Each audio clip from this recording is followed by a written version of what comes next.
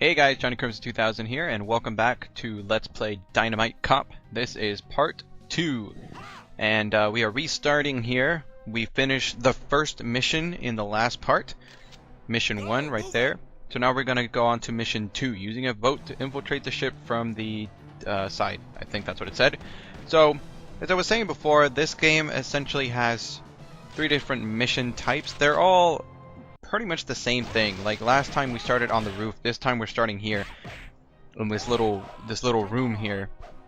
But they're essentially because of the way that this game is made up, you know, you go from room to room fighting. Once you clear it, you go to the next room. You don't actually walk to the next room or the next area like you would a typical 2D side-scrolling beat 'em up like Final Fight or Captain Commando. You go there via these cutscenes like we're about to see here. So because of that, it essentially amounts to just being, you go from one room to another, you beat everybody up in this one room, you transition to the other room via the cutscene, the small short cutscenes that you just saw, you go into the other room, and so on and so forth. So essentially what this amounts to is that the 3 missions are very identical to one another. The only thing that I notice, and I may be stretching it a bit, is just, I mentioned it before slightly, how the difficulty may actually increase from one mission to the other. Like mission 1 is easy mode, this mission is like medium, and then mission 3 would be hard. And crap it, we failed. Darn you, Megan. By the way, that is my friend Megan, being joined by her again. As I said before, this is a 3-player game, but unfortunately I don't have my 3rd player with me. It was just me and my friend Megan at the time that I recorded this, so I said, why not? Let's do this thing. We don't need a 3rd person. What? We can take care of ourselves. Aside from these different locales here, the other thing, like right here, this is the area where we started, where we would have started, or where we started from in mission 1. This is the area, I think it's pretty much the same exact area where we started. The only difference being is that those cranes there are moving back and forth, and they, from time to time, I think they can hit you, and they can hit your enemies as well. But that's pretty much it. And of course we have different guns here. Like we didn't have the grenade launcher that I'm packing. By the way, you can hit your partner, but it doesn't really, I think it's friendly fire on, so, or maybe not. Friend Megan just took like a bunch of damage. I don't know what's going on. So anyway, as I was saying before, this game is actually a sequel to Die Hard Arcade, which was a version of Die Hard Arcade was a game that was released obviously for the arcade, and then it was ported over to the Sega Saturn. Now, as the title implies, the game was actually based off of Die Hard the movie, but I think, oh, and then we have our friend here. I completely forgot his name. It's Wolf. Oh my God, what? Wolf Hongo. There it is. Wolf Hongo. But anyway, as I was saying, the first game in the series, Die Hard Arcade for the Sega Saturn and the arcade, it was based off Die Hard the movie, but I think the way that it was,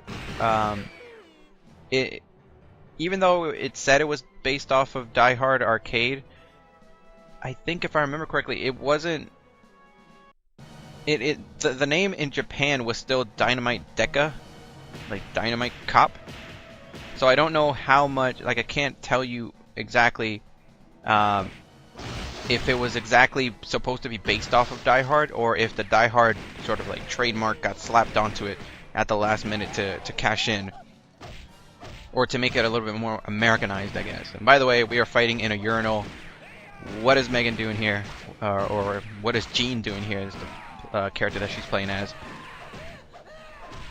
Essentially, this is what it boils down to, like all these different missions. Yeah, they're different areas, and but they're still the same kind of enemies, sort of. You're still gonna fight the same bosses, but they are different areas. Like this area, we did not go into in mission 1. I don't think we'll go into it in mission 3 as well.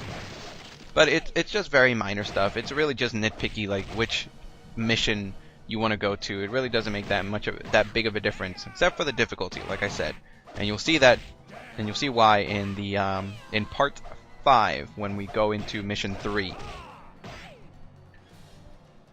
I'm trying to remember if we actually make use of the urinals. I really want to. My friend Megan is really close by. Hopefully she'll use it. Oh, we just hit the naked man, and now we don't get to see what the urinals do. I do have a plunger though, so kind of awesome. And of course here, just as before, we do have our quick time events, as would be made popular by Shenmue, and then later on by God of War. If anybody tells you that God of War created them, they're lying. I think that with God of War they do have quick time events, but they certainly weren't the first ones to do it. You know, Shenmue did it before that, and then this game did it even before that. This game, and of course Die Hard Arcade, the original. And as you guys can see over there on the right side, those little clipboard looking things, the thing that I just picked up, illustration, those are unlockable. So every time that you see one, it is to your benefit to go and try to collect it as soon as you can before it disappears. If you're into that, it's just little extra bonus stuff. You don't really have to collect it, but it's nice to kind of have it. And I think those hanging, Japanese style lanterns can hit you, or can hit your opponents. So just be careful of that.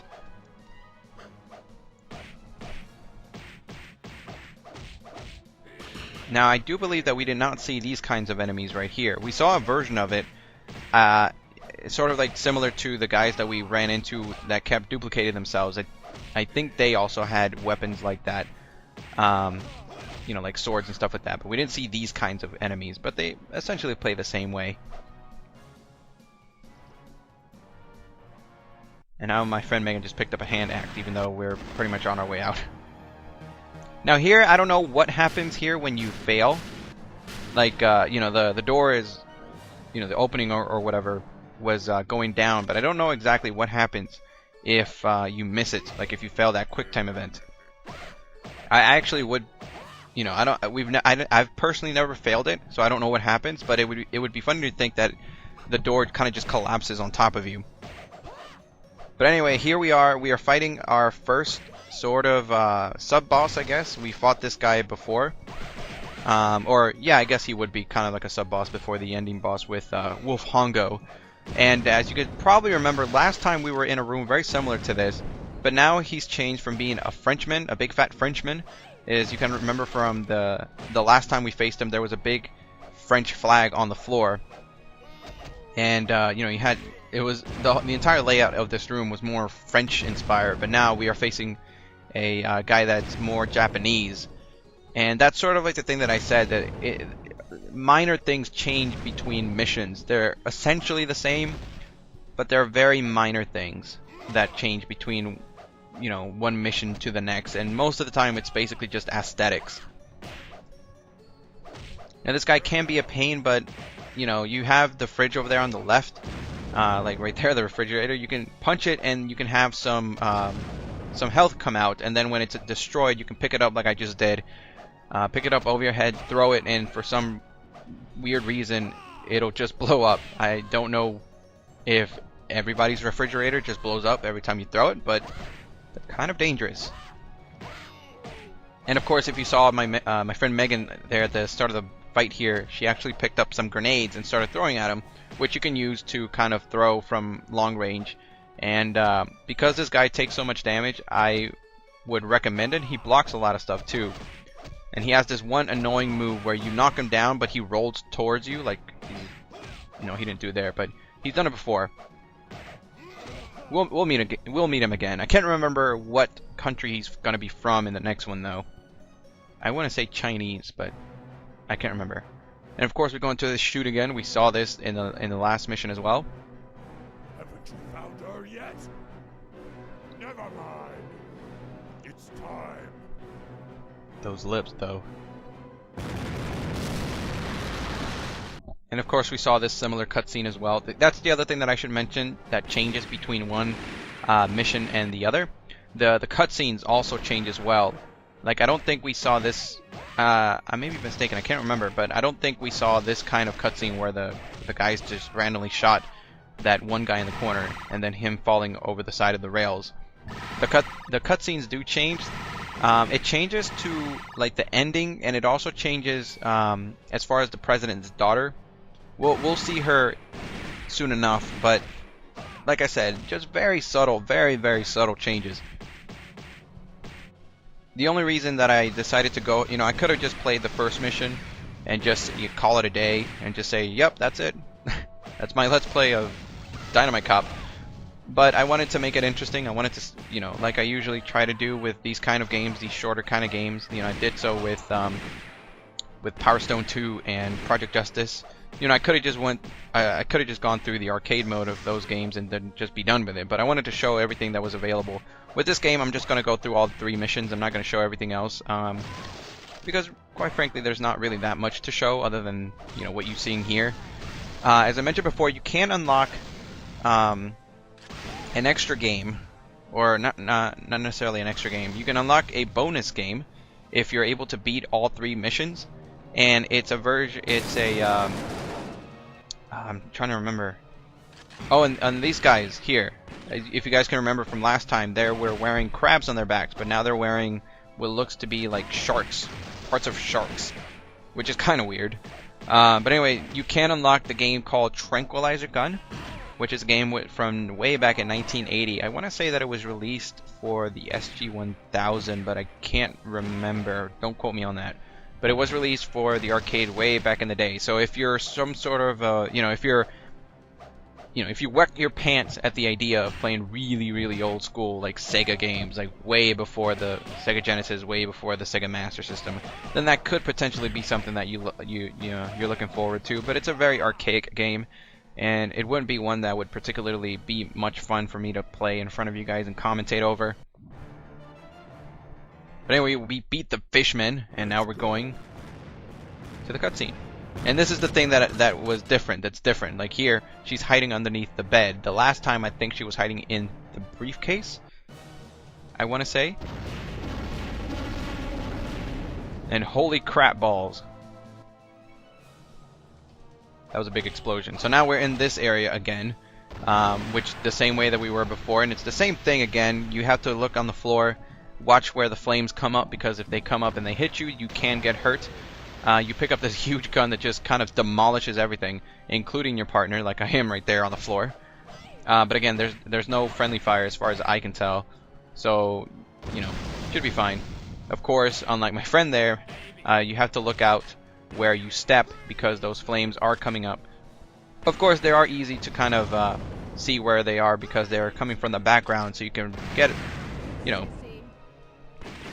you can get a fairly big notice, or you can see them coming, is basically what I'm saying. I'm not good with words today. And I just died. I just keeled over and died.